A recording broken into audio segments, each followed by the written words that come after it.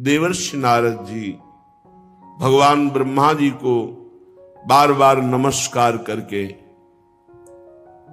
कहते, हे पिताश्री, आप केवल मेरे ही पिता नहीं, संपूर्ण सृष्टि के पिता हैं, क्योंकि आपसे ही संपूर्ण सृष्टि प्रकट हुई है। आपको मैं बार बार प्रणाम करता हूं। आप मुझे वह ज्ञान दीजिए जिससे तत्व का साक्षात्कार होता है। दुर्लभ है ये विषय, भगवत तत्व का साक्षात्कार होना।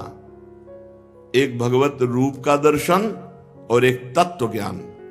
तत्व से भगवान को जानना और रूप आसक्त होकर प्रेम में डूबना। कुछ हमारे हृदय में प्रश्न है, हे पिताश्री, आपसे बढ़कर कौन ज्ञानी होगा, क्योंकि सब ज्ञान आपसे ही प्रकट हुआ है। इसलिए मैं पूछता हूं, इस संसार का लक्षण क्या है? इस संसार का आधार क्या है? इस संसार का निर्माण किसने किया है? और जब प्रलय होता है तो संसार किस में टिकता है? प्रलय किससे होता है? ये संसार किसके अधीन है? ये संसार है क्या वस्तु? ये मेरे हृदय में प्रश्न है। आप सब कुछ जानते हैं, क्योंकि जो कुछ हुआ है, हो रहा है या होगा, उस सब कुछ आपको ज्ञान है, क्योंकि आप सबके स्वामी हैं, रचयिता है। ये अखिल ब्रह्मांड आपकी हथेली पर रखे हुए आंवले के समान है। जैसे आंवला हथेली पे रख ले तो चारों तरफ से देख सकता है, ऐसे ब्रह्मा जी संपूर्ण ब्रह्मांड को ब्रह्मलोक में बैठे बैठे देख सकते हैं। पिताजी, मैं ये जानना चाहता हूं कि स्वयं से आपको ज्ञान हुआ है या आपको ज्ञान कहीं से मिला है? आपका आधार क्या है? आप तपस्या और ध्यान करते हैं तो आपका स्वामी कौन है? और पिताजी, आपका स्वरूप क्या है? क्या आप अकेले ही अपनी माया शक्ति से पंचभूतों के द्वारा प्राणियों की सृष्टि कर लेते हैं? बड़ा अद्भुत है। जैसे मकड़ी अनायास ही अपने मुंह से जाला निकालकर उसमें फिर खेलती है और अब फिर उसे समेट लेती है, मुझे लगता है कि आप ही सृष्टि की रचना करते हैं, आप ही पालन करते हैं और आप ही लय कर लेते हैं। ये जगत में जितने नाम हैं, रूप हैं, गुण हैं, उसमें कोई सत है, कोई असत है, कोई उत्तम है, कोई मध्यम है, कोई अधम है। सब आपके द्वारा रचा गया, कोई ऐसा नहीं है जो आपके द्वारा रचा ना गया हो। इसलिए मुझे तो लगता है सबके ईश्वर आप हैं। फिर भी आप एकाग्रचित्त होकर जप करते हैं, घोर तपस्या करते हैं, ध्यान करते हैं, तो मुझे इस बात का संशय है कि क्या आपसे भी बड़ा कोई है जिसका आप जप करते हैं, जिसका आप ध्यान करते हैं, जिसका आप स्मरण करते हैं? पिताजी, आज तक तो मैंने यही समझा कि सर्वज्ञ और सर्वेश्वर आप हैं। इसलिए मेरे जो प्रश्न हैं इनका उपदेश आप ही कर सकते हैं, इन संशयों की निवृत्ति। तो आप कृपा करके अगर उचित समझे तो उत्तर दीजिए। ब्रह्मा जी ने कहा, बेटा नारद, तुम अधिकारी हो उत्तर के, क्योंकि जरूरी नहीं कि आपने प्रश्न किया और आपको उत्तर दिया ही जाए। यदि अनाधिकारी हो तो उत्तर नहीं देना चाहिए। तुमने ये जो प्रश्न किया, ये जीवों के प्रति करुणा के भाव से भरकर बहुत सुंदर है, क्योंकि इस प्रश्न में सब उत्तर भगवान से जुड़े हुए हैं। तुमने मेरे विषय में जो कुछ कहा वो असत्य नहीं है, क्योंकि जब मेरे से परे तत्व का ज्ञान नहीं होता तो सब कुछ मुझे ही समझा जाता है। सूर्य, अग्नि, चंद्रमा, ग्रह, नक्षत्र, तारे जिनके प्रकाश से प्रकाशित होते हैं और मैं भी जिनके प्रकाश से प्रकाशित हो रहा हूं, वो स्वयं प्रकाश चिन्मयानंद स्वरूप भगवान श्री कृष्ण है। वो प्रभु श्री हरि है। तस्मै नमो भगवते वासुदेवाय धीमहि यन्मायया दुर्जया मां ब्रुवन्ति जगद्गुरुम। मैं उन भगवान वासुदेव श्री कृष्ण की वंदना करता हूं, उनका ध्यान करता हूं, जिनकी दुर्जय माया से मोहित होकर लोग मुझे जगत गुरु कहते हैं। ब्रह्मा जी कह रहे हैं ये उन्हीं की प्रकट की हुई माया है, उनके सामने ठहर नहीं सकती, झेप कर दूर से भाग जाती है शर्मा करके, क्योंकि भगवान की ही माया है। अज्ञानी जनों को ये मोहित करती है। माया का लक्षण ममाहमिति दुर्धिया, मैं ऐसा, मैं धनवान बलवान कुलवान, ये मेरा, ये मेरा, ये मेरा, मैं और मेरा, ये माया का स्वरूप है। गोस्वामी जी ने भी लिखा है, तुलसीदास जी ने, मैं अरु मोर तोर तै माया, जेहि बस कीन्हे जीवन काया। संपूर्ण जीवों को अधीन किए हुए, लक्षण क्या है कि इसके माया पकड़े हुए? बोले मैं अरु मोर तोर तै माया, इसी में फंसाती है। ये मेरा, ये तेरा, ये मोर, ये पराया, ये मेरा है, ये मैं हूं, ये माया का लक्षण है। लक्षण जैसे बुखार का लक्षण है, पीलिया का लक्षण तो जाना जाता है इसके पीलिया है, इसके बुखार है। ऐसे ये थर्मामीटर है। क्या? मैं के आगे जो कुछ लगा वो सब माया। ये मेरा है और ये मैं हूं। मैं जवान हूं, मैं रूपवान हूं, गुणवान हूं, धनवान हूं, विद्वान, जो भी लगे सब माया। बेटा भगवत स्वरूप नारद, द्रव्य, कर्म, काल, स्वभाव, जीव, ये स्वयं भगवान बने हुए हैं, दूसरी कोई वस्तु नहीं। बहुत सुंदर ज्ञान अगर ध्यान से सुनोगे, तुम्हें नहीं दिखाई दे रहा तो मान तो लो, शास्त्र कह रहा है जितना पदार्थ, द्रव्य, कर्म, काल, स्वभाव, गुण, जीव, ये स्वयं भगवान बने हुए हैं। भगवान से विभिन्न कोई वस्तु नहीं। वासुदेवात् परो ब्रह्मन् चान्योर्थोस्ति तत्वतः, तत्वतः स्वयं वासुदेव ही सब। वासना वासुदेवस्य वासितम भुवनत्रयम् सर्वभूत निवासोस्मि वासुदेव। वासुदेव ही त्रिभुवन बने हुए, वासुदेव ही इसमें चैतन्य घन है, कोई वस्तु दूसरी नहीं। वेद भगवान श्री कृष्ण के परायण है, उन्हीं का वर्णन करते हैं। देवता भगवान श्री कृष्ण की ही शक्ति से शक्तिवान है, उन्हीं में स्थान प्राप्त किए हैं। समस्त यज्ञ भगवान श्री कृष्ण की प्रसन्नता के लिए हैं, और यज्ञों के परिणाम स्वरूप जो फल मिलता है वो भगवान श्री कृष्ण ही है। जितनी भी लोक लोकांतर की कल्पना है वो सब भगवान श्री कृष्ण में कल्पित है। सब प्रकार के योग भगवान श्री कृष्ण की प्राप्ति के लिए किए जाते हैं। सारी तपस्याएं भगवान श्री कृष्ण की ओर ले जाने वाली हैं। संपूर्ण ज्ञान भगवान श्री कृष्ण ही जानते हैं। जो उस ज्ञान के द्वारा जाना जाता है तत्व, वो श्री कृष्ण ही है।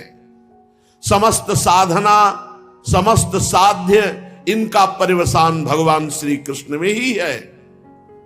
भगवान श्री कृष्ण सबके दृष्टा हैं। भगवान श्री कृष्ण सबके ईश्वर हैं, स्वामी हैं, निर्विकार हैं, सर्वस्वरूप हैं। भगवान श्री कृष्ण ने ही मुझे बनाया है और उनकी दृष्टि से प्रेरित होकर मैं ये सृष्टि रचना में समर्थ हुआ हूं। उन्हीं की कृपा दृष्टि से। भगवान श्री कृष्ण माया के गुणों से रहित एवं अनंत हैं।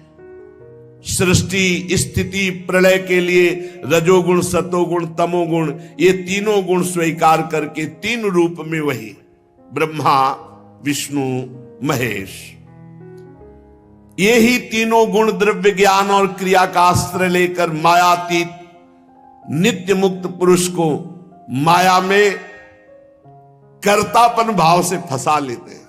ये तीनों गुण सतोगुण रजोगुण तमोगुण नित्य मुक्त कभी नहीं बंधा। जिसे जीव कहा गया वो इन तीन गुणों में आसक्त होकर तीन गुणों से रची हुई प्रकृति में मैं स्वीकार करने के कारण फंस गया। बस इतना खेल है। वो अहंकार कर बैठा, कर्तापन और भोक्ता भाव यही बांध लिया जीव को। नारद इंद्रियातीत भगवान गुणों के इन तीन आवरणों से अपने को छुपा लिए हैं, ढक लिए हैं। इसलिए सब में भगवान है पर कोई अनुभव नहीं कर पा रहा। पर्दा किए हुए सतोगुण रजोगुण तमोगुण तीनों गुणों से ऊपर हो, त्रिगुणातीत हो, तो जिसकी खोज कर रहे हो वो तुम्हारे हृदय में मिल जाएगा, वही मिल जाएगा। और मिल क्या जाएगा? जानत तुम्हें हो जाए। बड़ा गूढ़ रहस्य है। इसीलिए सब लोग उनको देख नहीं पाते हैं, उनको जान नहीं पाते हैं। सारे संसार के और मेरे एकमात्र स्वामी भगवान श्री कृष्ण हैं। मायापति भगवान ने इस संसार को कैसे रचा? एक से बहुत होने की इच्छा की। एकोहम बहुश्यामा। भगवान ने अपने को बहुत रूपों में प्रकट करने की इच्छा की। जे ही ऐसी इच्छा की ते ही माया प्रकट हो गई। इच्छा ही माया है। इच्छा रहित तो हो गया तो माया मुक्त हो गया। जाहि न चाहिए कबहू कछु, जो सकल कामनाहीन जे माया मुक्त है। न सोचती न कांक्षती, माया मुक्त है। इच्छा ही माया है। जे ही इच्छा की भगवान ने कि मैं एक से बहुत हो जाऊं, तो माया प्रकट हो गई। भगवान के हृदय से मूल प्रकृति का प्रादुर्भाव हुआ। मूल प्रकृति माया, उससे त्रिगुणात्मिका माया, फिर काल भगवान से, कर्म स्वभाव ये स्वीकार कर लिया। मूल प्रकृति विस्तार, त्रिगुणात्मिका प्रकृति, काल कर्म स्वभाव गुण, इसी में ढक गया। अब वो अपने को जीव मानने लगा। ब्रह्म स्वयं परमात्मा स्वयं अपने को जीव मानने लगा। किसके प्रभाव से? त्रिगुणात्मिका माया, काल कर्म स्वभाव गुण।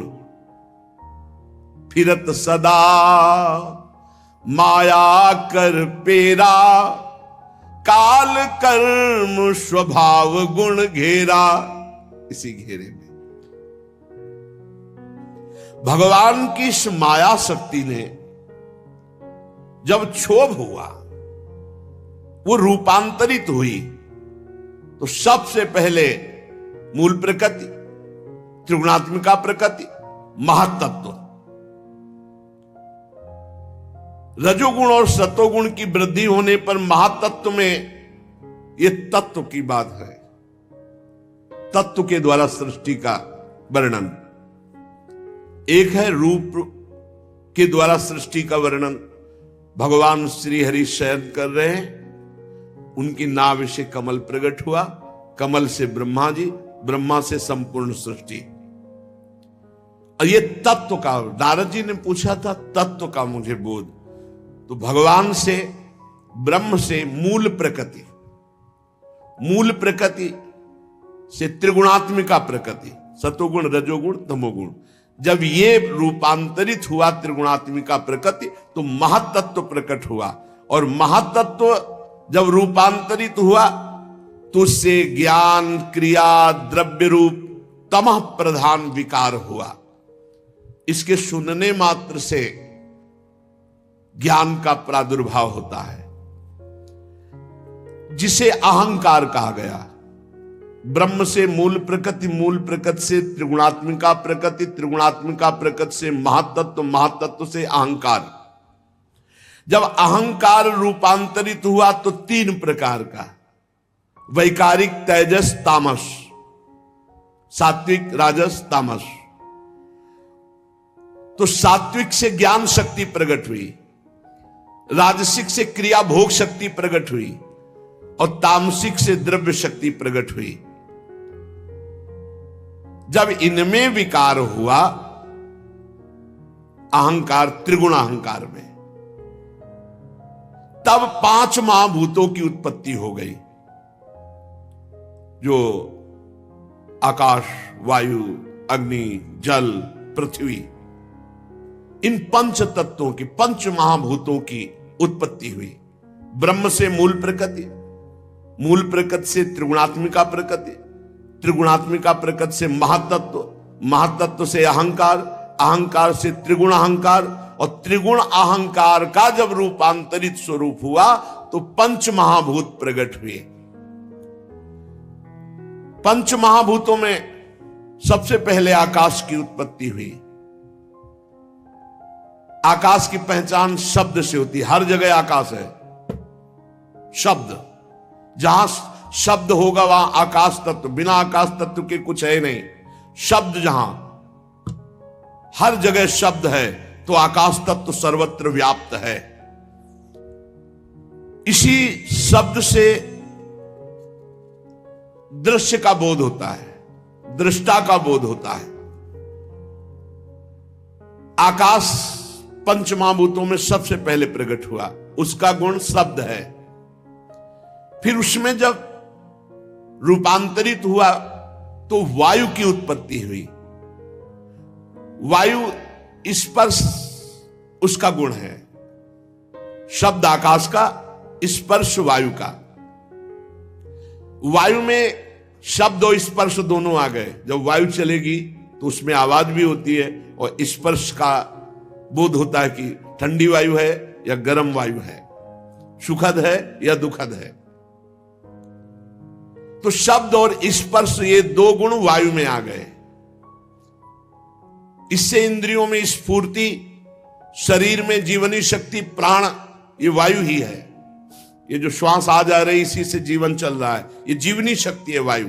इसी से ओज और शरीर में बल इसी वायु से प्रकट होता है। इसीलिए सीधे वायुपुत्र होने के कारण हनुमान जी महाबली, भीम महाबली, ये महाबली वायु देवता है। यही जीवनी शक्ति है, यही स्फूर्ति है, यही ओज है, यही बल है। जब काल, कर्म और स्वभाव से वायु में विकार हुआ तो उससे अग्नि की उत्पत्ति हुई। इसका प्रधान गुण है तेज रूप,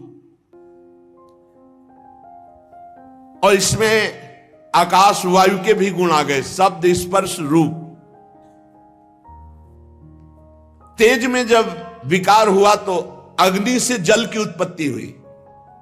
यह है कर्तुम अन्यथा कर्तुम भगवान की शक्ति। अग्नि से जल की उत्पत्ति हुई, आकाश से वायु, वायु से अग्नि की उत्पत्ति, और अग्नि से जल की उत्पत्ति हुई। और इसका गुण है रस, जितने रस है इसी जल से प्रकट हुए हैं। और इसमें शब्द, स्पर्श, रूप ये भी आ गया। तो जल में शब्द भी है, कल कल कल, स्पर्श गर्म है कि ठंडा और दिखाई देता है, निर्मल है कि मलिन, रूप भी है, और रस भी, स्वाद भी है। शब्द, स्पर्श, रूप, रस।